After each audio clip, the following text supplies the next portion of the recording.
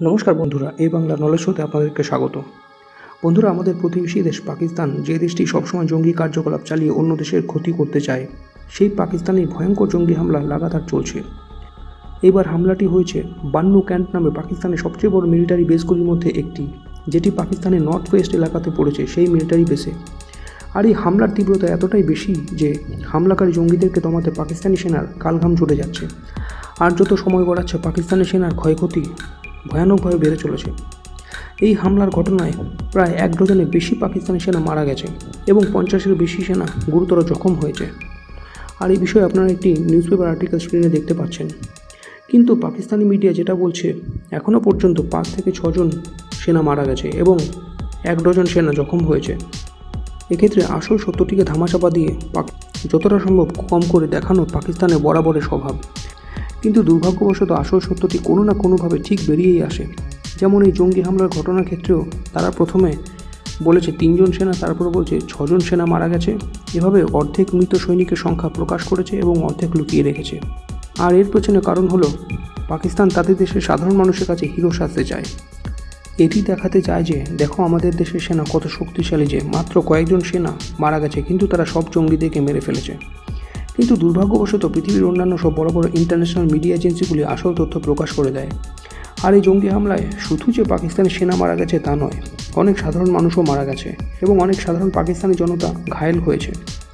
এর কারণ হলো বান্নু ক্যান্টের আশেপাশে অনেক সাধারণ পাকিস্তানি বসবাস করে এবং এই সেনাঘাঁটিটি নর্থ ওয়েজিরিস্তান, যেটি পাকিস্তানের one of the most famous সিটিগুলির মধ্যে একটি, এবং সেখানে অনেক লোক বসবাস করে। সেই জন্য এই এরিয়াতে জঙ্গি হামলার ঘটনায় সাধারণ মানুষের মারা যাওয়াটা খুব স্বাভাবিক।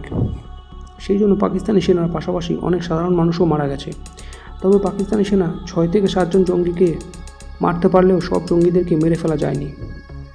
আর পাকিস্তানি সরকার এটি বুঝে উঠতে পারছে না যে ওই জঙ্গিদের কাছে এত বিপুল পরিমাণ গোলাবারুদ এলো কোথা থেকে। কারণ যেটি জানা যাচ্ছে, জঙ্গিরা শুধুমাত্র বান্নু ক্যাম্পেই নয়, আশেপাশের এলাকাগুলোতেও বিপুল পরিমাণ ধ্বংসলীলা চালিয়েছে। আর পাকিস্তানি সেনা বহু চেষ্টা করে ওই ভয়ানক পরিস্থিতিকে কন্ট্রোল করতে পারছে না। আর পাকিস্তানের কাছে সবচেয়ে বড় মাথা ব্যথার কারণ এটা যে যত দিন যাচ্ছে পাকিস্তানের জঙ্গি হামলার ঘটনা বেড়েই চলেছে এবং তাতে সমানে পাকিস্তানি সেনা মারা যাচ্ছে। আর তাতে পাকিস্তানের আভ্যন্তরীণ সুরক্ষার ওপর প্রশ্নচিহ্ন তৈরি হচ্ছে। কারণ আগামী বছর পাকিস্তানে চ্যাম্পিয়ন ট্রফি অনুষ্ঠিত হতে চলেছে। সেখানে সারা পৃথিবী থেকে ক্রিকেট টিমগুলো পাকিস্তানে খেলতে আসবে। আর পাকিস্তানে যেভাবে ভয়ঙ্করভাবে সেনাবাহিনীর গড় অর্থাৎ সেনাঘাঁটির উপর জঙ্গি হামলা হচ্ছে এবং তাতে বহু সেনা মারা যাচ্ছে, অর্থাৎ সেনাবাহিনী যারা দেশকে সুরক্ষা দেওয়ার জন্য নিযুক্ত থাকে তারাই সেফ নয়, অর্থাৎ সেই সেনাবাহিনী নিজেরাই মরে যাচ্ছে। তারা পাকিস্তানের সুরক্ষা ব্যবস্থা কীভাবে সুনিশ্চিত করবে? আর এই পরিস্থিতিতে পাকিস্তান তাদের দেশে আগামী বছর যে চ্যাম্পিয়ন ট্রফি অনুষ্ঠিত হতে চলেছে এবং সারা পৃথিবী থেকে বিপুল সংখ্যক লোক পাকিস্তানে যাবে, এত বড় একটি অনুষ্ঠান তারা কিভাবে ম্যানেজ করবে?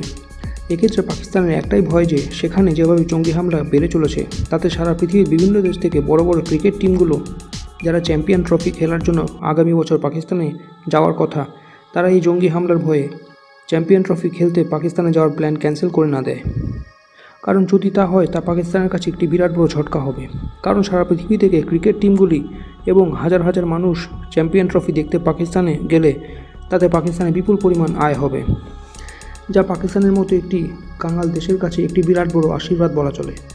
কারণ সারা পৃথিবী থেকে বিপুল সংখ্যক লোক চ্যাম্পিয়ন ট্রফি দেখতে পাকিস্তানে গেলে সেখানকার ট্যুরিজম ইন্ডাস্ট্রি থেকে শুরু করে লোকাল বিজনেসম্যানরা অনেক লাভবান হবে, যা পাকিস্তানের ইকোনমিকে অনেক বুস্ট করতে সাহায্য করবে। সেই জন্য দিন দিন বেড়ে চলা জঙ্গি হামলার কারণে যদি ক্রিকেট টিমগুলি চ্যাম্পিয়ন ট্রফি খেলতে পাকিস্তানে যেতে রাজি না হয়, তাহলে চ্যাম্পিয়ন ট্রফি পাকিস্তান থেকে সরিয়ে অন্য কোনো দেশে অনুষ্ঠিত হবে, যা পাকিস্তানের জন্য একটি বিরাট বড় লস। এখন দেখার বিষয় এটাই যে এই জঙ্গি হামলা ঘটনাগুলি রুখতে পাকিস্তান কী ব্যবস্থা নেয়। তো বন্ধুরা, এই বিষয়ে আপনাদের কি মতামত তা কমেন্ট করে জানান এবং ভিডিওটি ভালো লাগলে লাইক করে চ্যানেলটিকে সাবস্ক্রাইব করুন। ধন্যবাদ।